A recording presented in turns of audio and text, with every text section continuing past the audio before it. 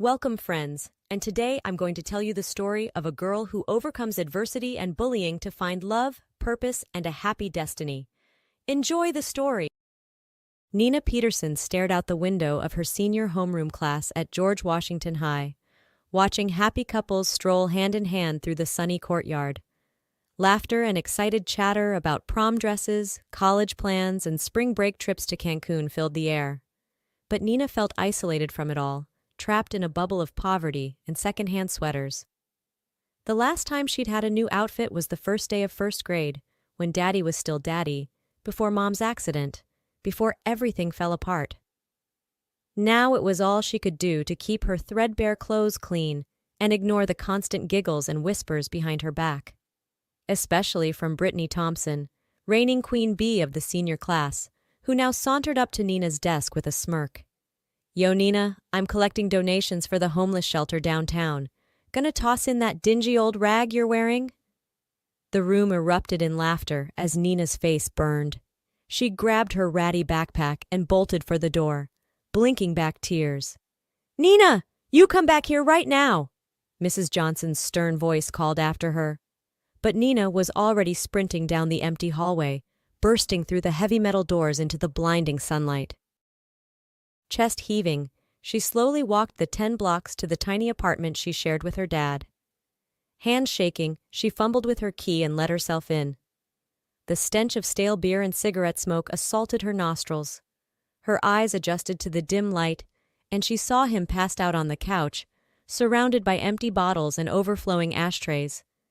This was how she found him most days after school, ever since Mom died, and he'd lost his accounting job. Nina quickly got to work cleaning up his mess, a task as familiar to her as brushing her teeth. She collected the bottles, wiped the sticky surfaces, and opened a window to let in some fresh air. A sigh escaped her. "Daddy, you can't keep living like this." A grunt came from the couch and one bloodshot eye cracked open. "Nina, that you, baby? What are you doing home so early?" "It's 3 p.m., Dad." Nina perched on the arm of the sofa. "I left school. The kids were picking on me again, because of how I dress, because we're poor." Her voice cracked. "Oh, honey." He struggled to sit up. "I'm so sorry. I'm a failure as a father. You deserve so much better than—" "Stop, just stop." Nina stood abruptly. "I can't deal with this right now. I need some air." She grabbed her jacket and hurried out, ignoring her dad's pleas for her to stay. Blinded by tears, she stumbled down the cracked sidewalk, finally collapsing on a graffitied bench in front of their building. Sobs racked her body as she buried her head in her hands. She didn't even notice the gentle hand on her shoulder at first. "Nina, honey, what's wrong?" a kind voice asked. Nina looked up into the concerned face of Mrs. Thompson, who worked at a health clinic nearby. The story came pouring out, the bullying, her dad's drinking, how much she missed her mom. Mrs. Thompson listened patiently, occasionally laying a comforting hand on Nina's knee. "Have you talked to your principal about the bullying?" Mrs. Thompson asked when Nina finally ran out of words. "I'm sure they could," Nina laughed bitterly. "Principal Adams? He's so far up Brittany's dad's you-know-what. He'd probably give her a medal for most creative insults." "No, I'm not going back there." Mrs. Thompson nodded slowly. "I understand. You know, we're a bit short-handed at the hospital, especially for evening shifts.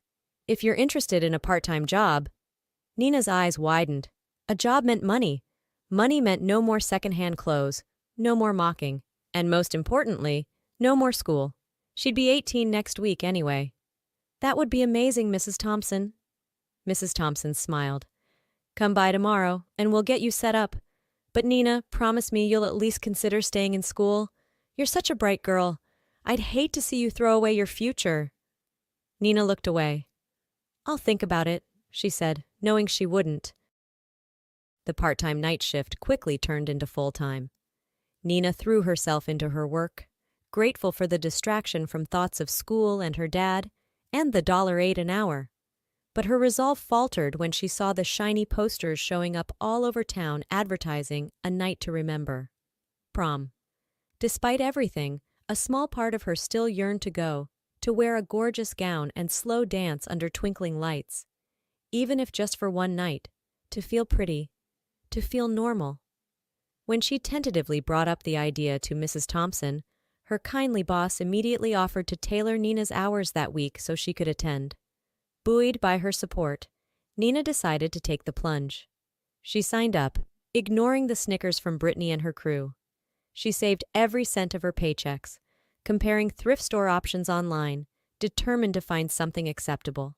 She knew she'd never outshine Brittany, but she could at least avoid being openly mocked. It was her own form of armor. One night, a week before the prom, Nina was mopping the hospital's pediatric ward floors when a wail caught her attention. She poked her head in to see a young boy, 7 or 8 years old, with a bandaged head, wailing while a woman, presumably his mom, cried hysterically. "You have to keep this quiet," the woman shrieked. "If Ethan finds out Liam fell on my watch, he'll be taken out custody for sure." The boy, Liam, cried harder. Nina winced in sympathy. Just then, the on-call doctor strode up, took one look at the scene, and turned to Nina. "Please get that woman out of here. She's upsetting the patient. And page the father." "Yes, doctor." Nina guided the still sobbing woman into the hall as gently as she could. "Ma'am, what's going on? Is there anything I can do to help?" The woman sucked in shuddering breaths. "I'm Olivia, Liam's nanny. His father is Ethan Davison, the real estate mogul. I've worked for him for 5 years, since his ex abandoned them when Liam was just a baby." She lowered her voice. "Lydia, Liam's mom, recently filed for custody out of nowhere, probably looking for a payout. She has a history of drug problems. Ethan's going to flip out when he hears about this accident. He might fire me, or worse." Nina nodded, feeling a rush of sympathy for the little boy and his father. "Let me talk to Mr. Davison first," she said, guiding Olivia to a chair. "I'll explain the situation. Maybe we can figure something out." Olivia gave her Ethan's number with shaking hands. Nina took a deep breath and dialed. A deep, somewhat harried male voice answered. "Ethan Davison." "Mr. Davison, this is Nina Peterson calling from County Hospital. I'm afraid there's been a small accident with your son Liam." "What? Is he okay? What happened?" Ethan demanded. In soothing tones, Nina explained about Liam's fall from a scooter and minor concussion. "He's fine, sir, just a couple stitches, but given the situation with his mother, your nanny is concerned about this getting out." Ethan sighed, sounding weary.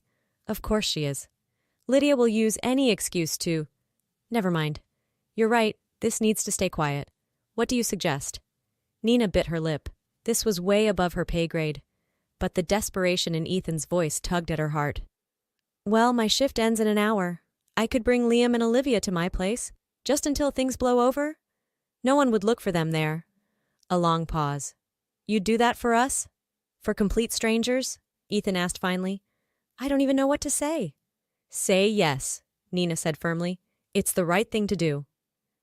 After hashing out the details and promising to stay in touch, Nina hung up. What was she doing? Inviting these people to the apartment? Her father was probably passed out drunk in the living room.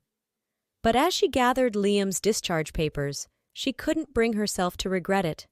This was her chance to help someone else for a change. Her prom dress could wait.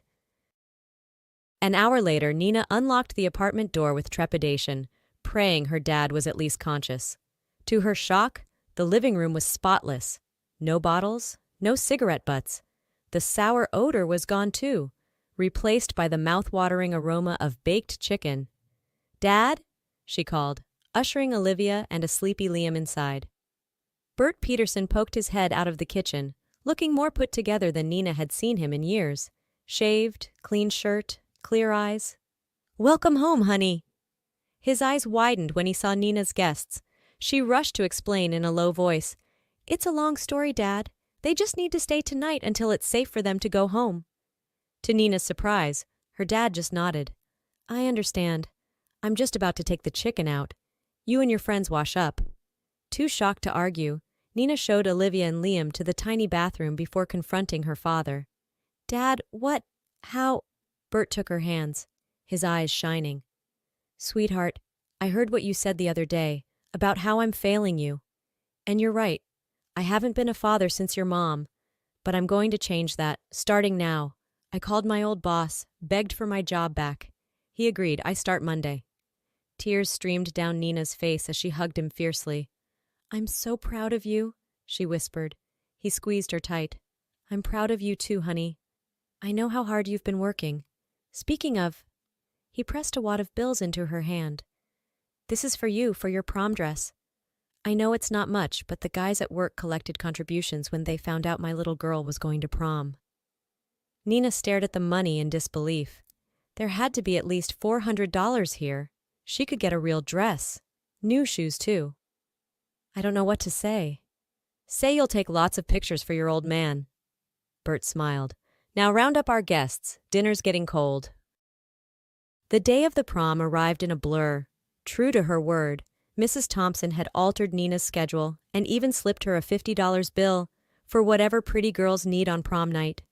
Nina felt like she was walking on air.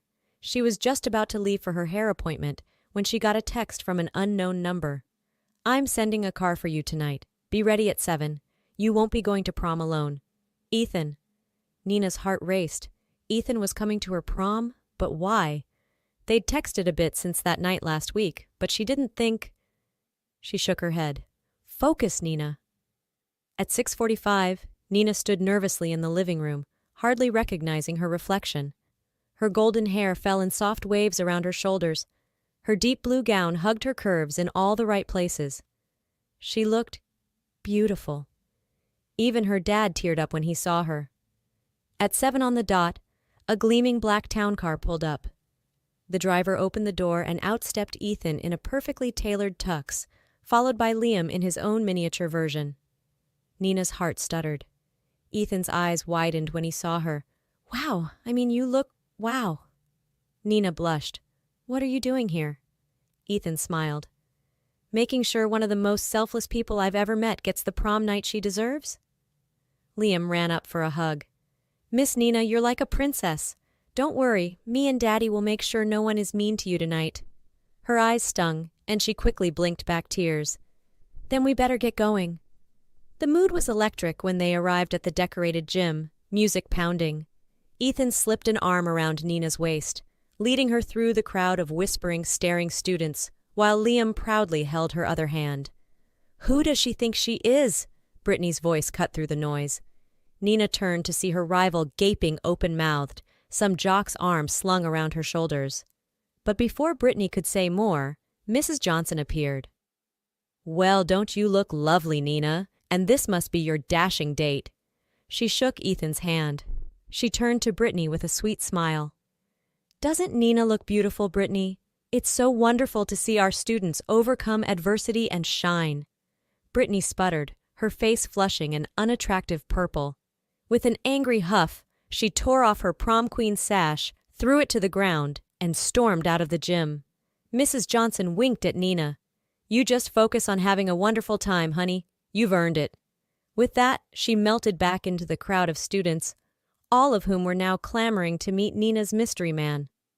The rest of the night passed in a happy daze for Nina, dancing with Ethan, laughing with new friends, posing for pictures. She felt like she'd stumbled into someone else's fairy tale, and she never wanted it to end. It was near midnight when Ethan pulled her aside, looking uncharacteristically nervous. "Nina, there's something I need to tell you. These past few days, texting with you tonight, I haven't felt this way about anyone in a long time." Nina's heart pounded as Ethan grasped her hands. "I know our lives are very different, but I'd like to see where this could go if you're willing. Liam adores you and I'm falling for you." He took a shaky breath. "Am I crazy?" Nina touched his cheek, a smile blooming on her face. "If you're crazy, then I'm crazy too, because I'm falling for you too, Ethan. Let's figure it out together." He kissed her then. A kiss filled with promise and possibility, the perfect end to a perfect night. Nina knew, as they swayed to the final song, her future was just beginning. And as long as she had Ethan and Liam by her side, as long as her dad stayed sober, anything was possible. The applause was deafening as Nina stepped off the podium, her valedictory speech complete. In the audience, her dad wiped away a proud tear, while 10-year-old Liam cheered, "Go, Mom!" Ethan wrapped his new bride in his arms and whispered, "I love you, my brilliant wife." Just 3 years removed from the prom night that changed her life, Nina had accomplished more than she'd ever dreamed. She'd graduated top of her class and now ran a nonprofit helping underprivileged kids access education and job opportunities. She and Ethan were that couple, the ones who radiated love and joy, a united force that adapted against any challenges thrown their way. Through their commitment to helping others and to each other, they'd found their happily ever after. Nowadays, Nina only thought of her difficult past when choosing her wedding gown. Standing in the bridal salon, she was surprised to find Brittany as her consultant. Her former nemesis looked her up and down before frowning. "Let me guess, you're looking for something cheap and off the rack? The thrift store is down the street." Nina smiled serenely. "On second thought, I think we'll take our business elsewhere. I prefer to work with people who don't bully teenage girls for being less privileged." She took Ethan's hand and walked out, her head held high. They found her dream gown at the next boutique. As Nina twirled in the beautiful white creation, she reflected on how far she'd come, how different her life was now. She caught Ethan's adoring gaze in the mirror and smiled.